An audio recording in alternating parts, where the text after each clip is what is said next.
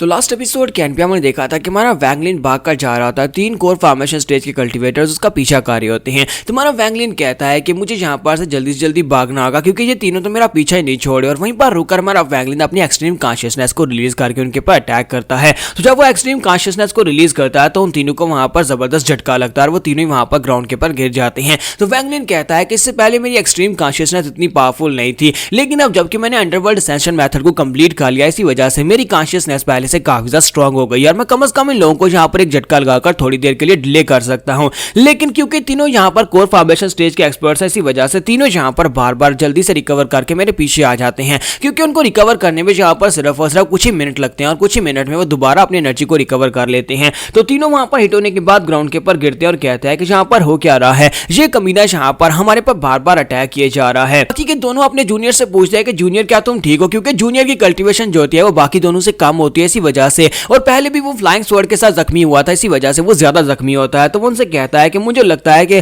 हमें यहाँ पर इसे एक नॉर्मल कल्टीवेटर की तरह बिल्कुल भी ट्रीट नहीं करना चाहिए, इसके पास बहुत सारे ट्रेजर्स हैं, हम लोग एक बार इसे पकड़ ले, उसके बाद से पकड़ने के बाद इसके ट्रेजर्स हम लोग ले लेंगे। आज से पहले बहुत सारे फाउंडेशन एस्टेब्लिशमेंट स्टेज के कल्टीवेटर्स को मारा है, लेकिन आज तक हमारा सामना जितने लोगों के साथ भी हुआ है जो उन सभी में से बहुत ज्यादा अलग है। मुझे लगता है कि अगर यहाँ पर से भाग जाता है और जाकर किसी तरीके से कोर फॉर्मेशन स्टेज में ब्रेक थ्रू कर लेता है तो उसके बाद हमें ढूंढ कर मारेगा, हम में से किसी एक को भी नहीं छोड़ेगा। तो हमारे पास सिर्फ एक ही मौका है, हमें इसे यहीं पर मारना होगा और इसके सारे ट्रेजर्स को अपने पास रख लेना होगा। इसी के साथ ही वो तीनों फिर से उसका पीछा करने के लिए आगे बढ़ दिया। जैसे ही वो आगे बढ़ दिया तुम्हारा वैंगलिन फिर से अपनी एक्सट्रीम कॉन्शियसनेस के साथ उनके पर अटैक करता है, उन्हें फिर से झटका लगता है, वो फिर से वहां पर गिर जाते हैं। तुम्हारा वैंगलिन कहता है कि मैं यहाँ पर पहले अपनी कॉन्शियसनेस को काफी बार इस्तेमाल कर चुका हूँ और मुझे नहीं लगता कि मैं और यहाँ पर अपनी कॉन्शियसनेस को यूज कर पाऊंगा। वो तीनों यहाँ पर बड़ी तेजी के साथ रिकवर करके मेरे पीछे आ जाते हैं और साथ ही वो सोच रहा होता है कि मैं यहाँ पर अपने इवल बॉस को यूज करके इन तीनों में से एक को मार सकता हूँ, लेकिन तीनों में से एक को मारने के दौरान बाकी के दो जो मेरे पर अटैक करके मुझे मार सकते हैं, इसी वजह से मैं यहाँ पर ये भी नहीं कर सकता, मुझे बस यहाँ पर से भागते रहना। और इसी के साथ हमारा वैंगलिन फिर से वहां पर भागना स्टार्ट करता है।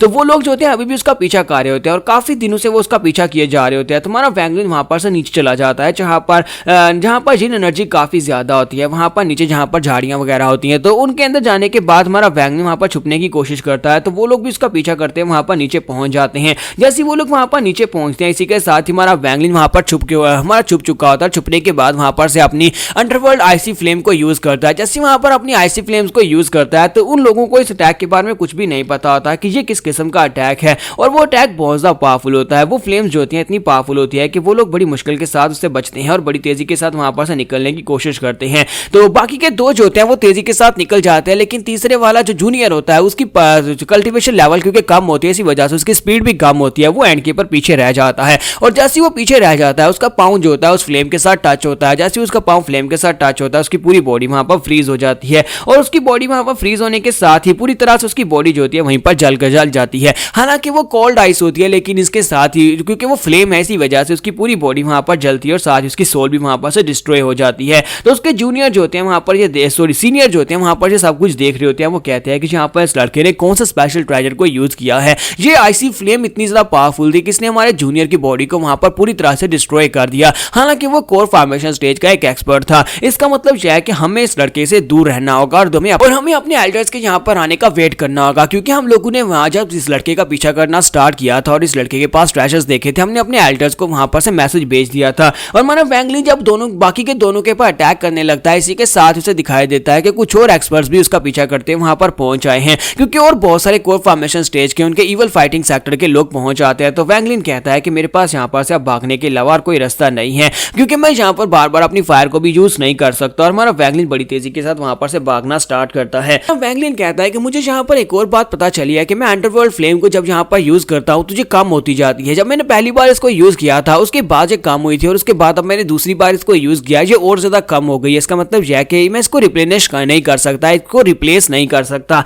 इसका मतलब यह है कि इसको एक ही बार और यूज किया जा सकता है या फिर कुछ बार और यूज किया जा सकता है, इसके अलावा मैं इसको और ज्यादा यूज नहीं कर सकता। जब तक मैं यहाँ पर कोर फॉर्मेशन स्टेज में ब्रेक थ्रू नहीं कर लेता तब तक यहाँ पर मेरी फ्लेम जो है ये कम होती रहेंगी। तो वैंगलिन जो होता है वो अपने पीछे आने वाले अब कोर फॉर्मेशन स्टेज के कल्टीवेटर्स को सेंस करता है और कहता है कि वहां पर मेरे पीछे जितने कल्टीवेटर्स आ रहे हैं वो सारे के सारे कोर फॉर्मेशन स्टेज के फर्स्ट लेवल पर है, और उनमें से एक जो है वो मिड लेवल के ऊपर है, यानी कि वो काफी ज्यादा पावरफुल है। अगर उसके साथ मेरा सामना आता है तो फिर मेरे बचने के चांसेस 0 हैं। जबकि दूसरी तरफ से वो मिड स्टेज का जो कल्टीवेटर होता है वो हंसना शुरू कर देता है और कहता है कि लड़के देखते हैं कि तुम कहां पर भाग कर जाते हो, तुमने जहां पर हमारे इवल फाइटिंग सेक्टर के एक डिसाइपल की जान ली है और उसे मारने के बाद चाहे तुम जहां पर इस सी ऑफ ज़ूमो के किसी कोल्ड कॉर्नर के अंदर ही जाकर क्यों ना छुप जाओ, हम तुम्हें वहां पर से भी ढूंढ निकालेंगे और उसके बाद तुम्हें मार डालेंगे। और इसी के साथ ही वहां पर अपनी गोल्डन सिंबल कर्स को यूज करता है। जब वो एक स्पेशल टेक्निक को यूज करता है तो वो गोल्डन सिंबल कर्स काफी ज्यादा पावरफुल होती है, उसके पास बहुत सारे सिंबल्स अपीयर होते हैं और सभी सिंबल्स जो होते हैं वहां पर एनर्जी में चेंज हो जाते हैं और सारी एनर्जी बीम्स जो होती हैं वो सीधी हमारे वैंगलिन के साथ जाकर हिट होती हैं।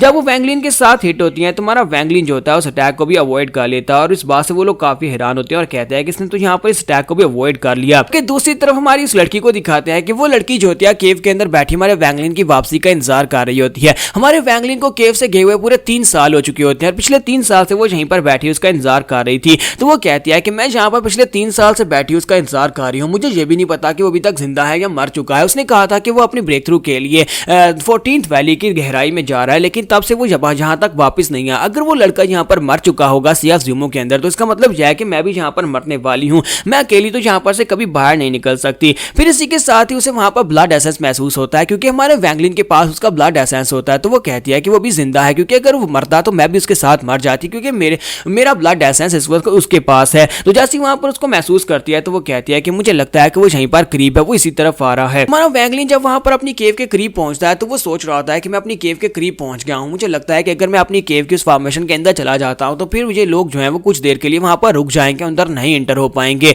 जैसे वहां पर इस बारे में सोच रहा था इसी के साथ ही एक अटैक उसके साथ हिट होता है तो हमारा वैंगलिन जख्मी होकर वहां पर से नीचे की तरफ गिर रहा होता है। जब वहां पर से नीचे की तरफ गिर रहा होता है तो दूसरे कल्टीवेटर्स बहुत ज्यादा खुश हो जाते हैं और कहता है कि फाइनली हमने उसे हिट कर दिया, अब ये लड़का यहाँ पर हमारे हाथ से बचकर नहीं जा पाएगा। लेकिन जैसे ही वहां पर से ऊपर नीचे गिर रहा होता है इसी के साथ ही दिखाता है कि वो लड़की जो होती है बड़ी तेजी के साथ वहां पर पहुंच जाती है और वैंगलिन को कैच करती है और उसे उठाकर बड़ी तेजी से भाग जाती है और फॉर्मेशन के अंदर जाकर फॉर्मेशन को एक्टिवेट कर देती है। तो वो लोग कहते हैं कि वहां पर देखो, वहां पर तो एक बहुत ही खूबसूरत लड़की भी है। तो एक एल्डर जो होता है वो दूसरे एल्डर से कहता है कि एल्डर मेरे पास यहाँ पर एक फर्नेस की कमी है, क्या तुम इस लड़की को मेरे लिए फर्नेस के लिए छोड़ सकते हो, मैं इस लड़की को लेना चाहता हूँ। तो वो एल्डर उसे कहता है हाँ ठीक है तुम इसको ले सकते हो और साथ ही वो अपने पास से अपनी एनर्जी को रिलीज करता है और कहता है कि ये लड़की तो मेरी है। और इसी के साथ ही वो अपनी पाम के साथ अटैक करता है, वो सामने की तरफ अटैक करता है वैंगलिन और उस लड़की के ऊपर। लेकिन जैसे वो सामने की तरफ अटैक करता है तो वो फॉर्मेशन के साथ टकरा जाता है और फॉर्मेशन के साथ टकराने के बाद वहां पर से एक ड्रैगन निकलता है। तो इस बात से वो एल्डर काफी हैरान होता है और कहता है कि इसने तो यहाँ पर मुझे डरा ही दिया।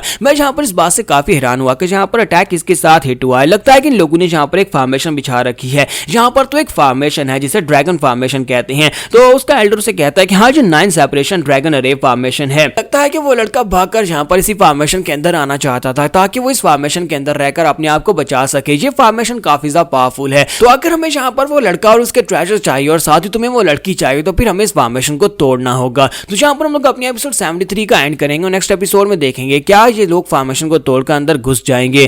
तो ये हम लोग नेक्स्ट एपिसोड में देख पाएंगे। तो एपिसोड की एक्सप्लेनेशन अच्छी लगी हो तो कमेंट करके जरूर बताइएगा, वीडियो को लाइक करना मत भूलिएगा। Thank you.